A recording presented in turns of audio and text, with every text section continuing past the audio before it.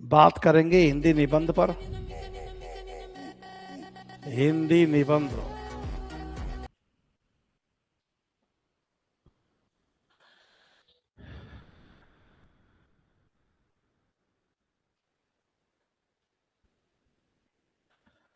हिंदी निबंध। निबंध गद्य की कसौटी है। पहली बात यही ध्यान चल जाता है कि निबंध गद्य की कसौटी है। कैसे, क्यों है, क्या कारण है, एक चीज। दूसरी चीज, निबंध व कहानी में अंतर। क्योंकि कहानी भी छोटी विधा है और निबंध भी छोटी विधा ही है। ये विशेषकर एलटी ग्रेड वाले छात्रों के लिए 125 शब्दों में जो लिखना होता है उसके लिए बहुत अच्छा सवाल है। 200 शब्द तो शायद इस पे ना लिखवाएं, लेकिन फिर भी आपकी जानकारी में होना चाहिए। निबंध के प्रकार, कौन कौन से निबंध के प्रकार होते हैं। निबंध के प्रकार। हिंदी निबंध का उद्भव और विकास। हिंदी निबंध का उद्भव और विकास।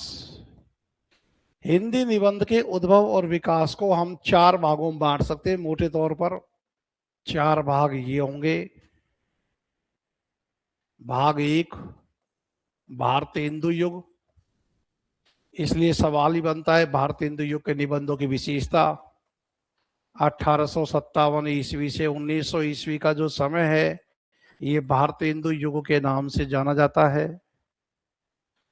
दूसरा है द्विवेदी युग।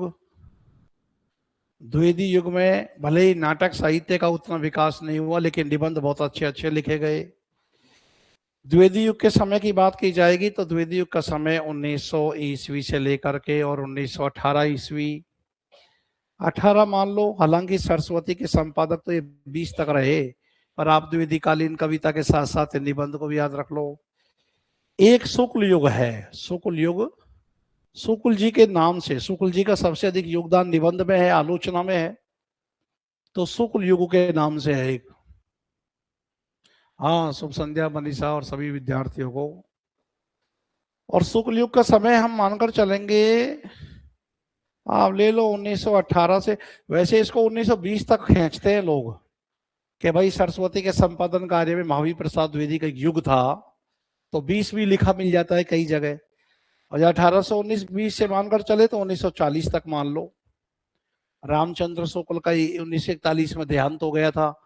मोटे तौर पर स्वाधीनता तक भी आप इसको खींच सकते हो, लेकिन विभाजन करेंगे हम तो परीक्षा के हिसाब से 1918 तो इसको रखना, 1918 से ही 1940 इसको रखना। और ये शुक्लोत्तर जो युग है, शुक्ल के बाद में शुक्लोत्तर युग है। अब इस शुक्लोत्तर युग, क्योंकि शुक्ल जी बड़ा नाम है तो लोग शुक्ल जी और शुक्ल जी के बाद ऐसे नापते हैं। अब ये तो इसमें तो 1940 से लेकर के और आद्यतन आज तक जो भी है हम इसको समकालीन निबंध कहें। समकालीन निबंध चलता नहीं है उस प्रकार से नाम, स्वतंत्रोत्तर निबंध जरूर चल जाता है।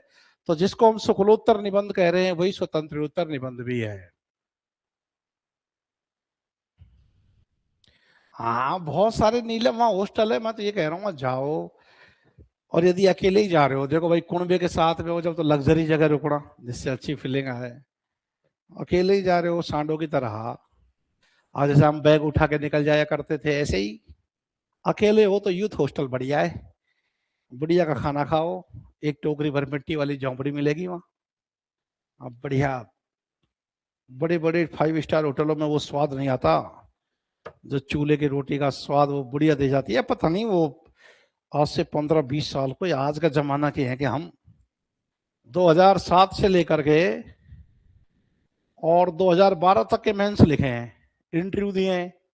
तो 12 को भी लास्ट माने तो 12 दूनी 24, तो 14 साल पहले की बात है ये है। देख लेना, कहीं भी रुक जाना उससे क्या मतलब है। वह ऐसा, परीक्षा तो लिखित आर इसमें होती है।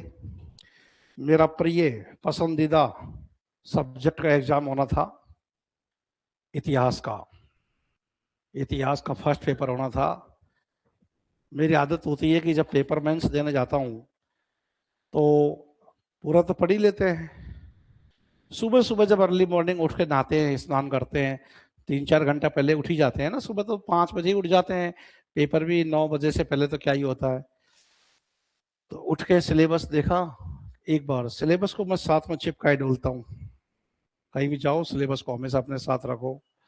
तो देखा तो यार एक टॉपिक नहीं आया, पढ़ा ही नहीं, दिमाग से निकल गया। चोल साम्राज्य में, चोल साम्राज्य का प्रशासन, ये टॉपिक लिखा हुआ था, जो मैंने नहीं पढ़ा, कभी ध्यान ही नहीं गया। चोलों की और सब बात तो पढ़ रखी थी, प्रशासन नहीं पढ़ा।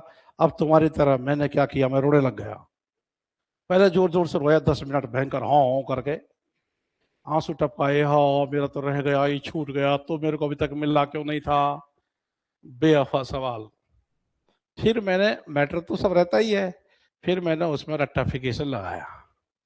20 मिनट तक उसको रटता रहा, लिखता रहा, 20 मिनट में वो तैयार हो गया। लिखना तो एक ही पन्ना होता है यार। और संयोग ऐसा रहा कि पेपर में वो पहला क्वेश्चन था। अब और तो सब पुराने बासे को तो ताजा ताजा था, तो सबसे पहले उसी को किया। उसमें तो प्रश्न के नीचे जगह रहती है, पहले तो ऐसे ही था। अब हो सकता है सबको एक साथ दे दे, हो सकता है प्रश्न बना के नीचे जगह दे दे। ये सवाल है। फिर एक बड़ी बात यह है कि हिंदी निबंध के उद्भव और विकास में जो शुक्लोत्तर काल है, ये बहुत बड़ी भूमिका अपनी देता है। तो ये फिर ललित निबंध आ जाते हैं शुक्लोत्तर काल में। ललित शब्द ही 1940 के बाद ही साहित्य में चला है निबंधों के लिए। तो फिर निबंध का ललित निबंध से क्या अंतर है, एक बड़ा सवाल ये उठता है। तो ये जो 4 टॉपिक देख रहे हो आप, तो इनकी विशेषता बन जाएंगी। भारतेंदु युग के निबंधों की विशेषता, द्विवेदी युग के निबंधों की विशेषता, शुक्ल युग के निबंधों की विशेषता, और शुक्लोत्तर युग के निबंधों की विशेषता, है ना। तो क्या लिख देते अगला सवाल, भारतेंदु युग के निबंधों की विशेषता। और इसको इतना ही सटीक लिख लिख करके पढ़ेंगे, इसको तो यहीं याद कर लेंगे आज क्लास में ही, और आज ही में पूरा टॉपिक ये फिनिश करना है। इसलिए मेरा दिमाग मत भटकाना इधर उधर की कोई बात ला करके। और दूसरा जो है वो द्विवेदी युग के निबंध है। कल के दिन मैं आपको पूरी गद्य की विधाओं को डिस्कस करा दूंगा। कल आपको 4 बजे आना है ना। आज सबको पता नहीं था तो 4:30 का टाइम दिया, तो कल 4 बजे आना है। 4 से चाहे हो सकता है 7:30 या 8 बजे। कल कल तो मैनेज करो, 2-4 दिन तो मैनेज करो। तो द्विवेदी युग के निबंधों की विशेषता लिख लो। द्विवेदी युग के निबंधों की विशेषताएं ऐसे उसके लिख लो। शुक्ल युग,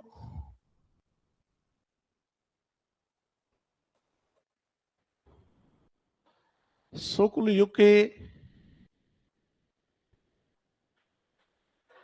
निबंधों की विशेषताएं,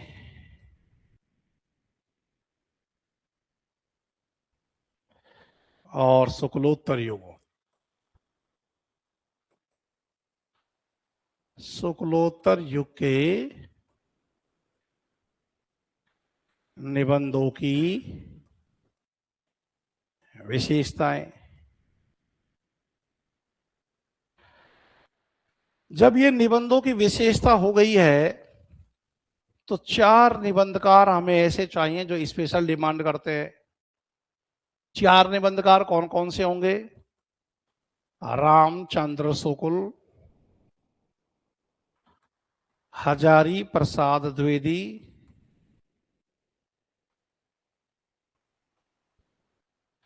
रामविलास शर्मा, नंद दुलारी वाजपेयी। यो सवालों का कोई अंत नहीं है। निबंधकार तो कोई सैकड़ों है हमारे यहां, नहीं। लेकिन जो मुख्य ध्यान खींचा जाता है, और 4 निबंधकार आकर्षित करते हैं। पूछ लेंगे हजारी प्रसाद द्विवेदी के निबंधों की विशेषताएं बताइए, पॉइंट पॉइंट बना के लिख लेंगे, तुरंत याद हो जाएगा पॉइंटों में। ये पूरा पन्ना है, और इस पन्ने को पढ़ लेने के बाद भी एक सवाल शेष बच जाता है कि ललित निबंध किसे कहते हैं और हिंदी के कौन कौन प्रमुख ललित निबंधकार हुए हैं, उनके निबंधों का परिचय दीजिए। अगर निबंध से ललित निबंध का क्या अंतर है, तो एक छोटा सा अलग से टॉपिक बनेगा, निबंध और ललित निबंध में अंतर। निबंध और ललित निबंध में अंतर, ये विषय है। इस विषय को जैसे ही आप पढ़ोगे आपको एक और फायदा होगा कि इसके संग ही आलोचना का टॉपिक क्लियर हो जाएगा। क्योंकि जो जितना बड़ा निबंधकार होता है अनिवार्यतः वह उतना ही बड़ा आलोचक होता है, या जो जितना बड़ा आलोचक होता है वह उतना ही बड़ा निबंधकार होता है। या तो तुम एक उदाहरण दे दो कि साहब ये बहुत बड़े आलोचक है पर ये निबंधकार बिल्कुल भी अच्छे नहीं है, किसका नाम लोगे? रामचंद्र शुक्ल का, बहुत बड़े निबंधकार हैं। साहब आलोचक नंद दुलारे वाजपेयी, बहुत बड़े निबंधकार हैं, किसका नाम लोगे? अजय प्रसाद द्विवेदी साहब, आलोचक बड़े हैं, बहुत बड़े निबंधकार हैं। चूंकि ये बहुत बड़े निबंधकार है इसलिए बहुत बड़े आलोचक है। ये बहुत बड़े आलोचक है क्योंकि ये निबंधकार है। बात समझ आ गई? क्योंकि कविता हृदय में तूफान लाती है। जब आपके हृदय में तूफान चलेगा तो कविता जन्म पाएगी। दुख दर्द पीड़ा सुख उल्लास या जो कुछ भी जो हृदय को प्रभावित करे, किसने कहा है? कविता यूं ही बन जाती है बिन बनाए, क्योंकि हृदय में तड़प रही है याद तुम्हारी। छीप देना केदारनाथ अग्रवाल के यहाँ, गजब लिख रहे हो। अरे भाई लाइव में ग्रुप में तुम सब जुड़ रहे हो, तुम जरा देखना कि मैंने 17-18 नंबर किन कॉपियों को दिया है। एक बार तुम्हारी भी जिम्मेदारी बनती है। कुछ बच्चे तो ऐसे हैं जिन्होंने दिल जीत लिया हमारा, जिनके लेखन में हम हमारी छवि खोजते हैं। ऐसे लोगों को तो पेश नहीं खाए, नहीं तो मैं निकट में रख करके ट्रेनिंग दूं। बात समझो, कॉपी देखो आपको मालूम चलेगा। तुम्हारी भी 4-5 बच्चों की कॉपी बहुत जबरदस्त आ रही है, लाइव में ज्यादा संख्या में आ रही है। लिख रहे हो, उदाहरण देकर अपनी बात को पुष्ट कर रहे हैं। एक बार ग्रुप में तो सब जुड़ ही रहे हो, और ग्रुप में कॉपी मंगाने का उद्देश्य भी यही है कि रिजल्ट के हिसाब से तुमने देखा कि अच्छा यार इसका ये इतना बढ़िया है। बिल्कुल सारिका मीना की कॉपी बहुत सा, और कई बच्चे हैं, अभी मुझे सबका नाम याद नहीं आ रहा है, लेकिन वाकई में अच्छा लिख रहे हो। जबरदस्त रिजल्ट रहेगा तुम्हारा, देखना, जिंदाबाद वाला। तो मैं ये कह रहा हूं कि जाने अनजाने में इस सवाल को तैयार करते ही हमारा आलोचना का टॉपिक तो स्वाभाविक रूप से ही तैयार हो गया, क्योंकि जो इनके निबंधों की विशेषता है वही इनके आलोचना क्रम की विशेषता है। मैं कहूंगा कि रामचंद्र शुक्ल का जो निबंध है वह रसवाद और लोक मंगलवाद की भावभूमि को लेकर चला है, तो वही उनका आलोचना क्रम भी है, उनकी आलोचना की विशेषता वही है। क्योंकि निबंध और आलोचना में वैचारिकता का आग्रह बहुत अधिक होता है और वह मस्तिष्क की अभिव्यक्ति है। क्लियर? हाँ, लेकिन कविता का संबंध दिल से है। कि कोई अच्छा निबंधकार अच्छा कवि भी हो ये बिल्कुल जरूरी नहीं है, कि कोई आलोचक अच्छा कवि भी हो ये बिल्कुल जरूरी नहीं है। तुम देखो रामचंद्र शुक्ल कितने बड़े आलोचक है, जमाना सलाम ठोकता है इनको, पर कविता ए, ए, ए शुक्ल जी यार तेरे से बढ़िया कविता तो हम ही लिख लेंगे, ऐसे बोल दोगे आप? कैसी भाषा है? कविता ही पाखंड प्रतिषेध कविता लिखे निराला का विरोध करते हुए, काव्य में कोई वाद है ना ऐसा जैसे लेकिन निराला कोई पंथ ही खड़ा करे। क्या लिख रहे हो यार?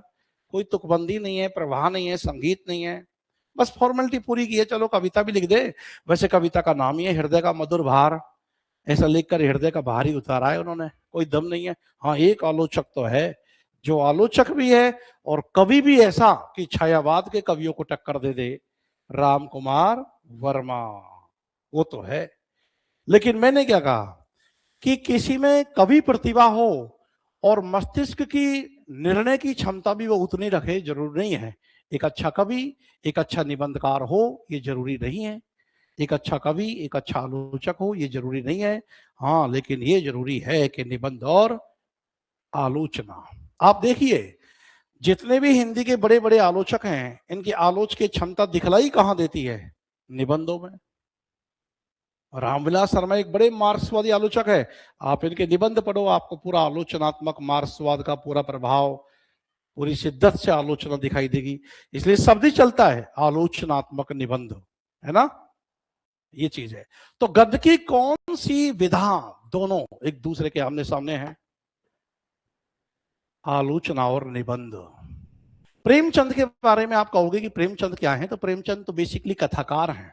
उनके निबंधों में भी कोई इतनी बड़ी दमदार स्थिति नहीं है। आप पढ़िए साहित्य के उद्देश्य कुछ विचार, उसमें भी उनके मानवतावादी भावबोध व्यक्त होंगे, लेकिन कथा साहित्य में उनका तोड़ नहीं है।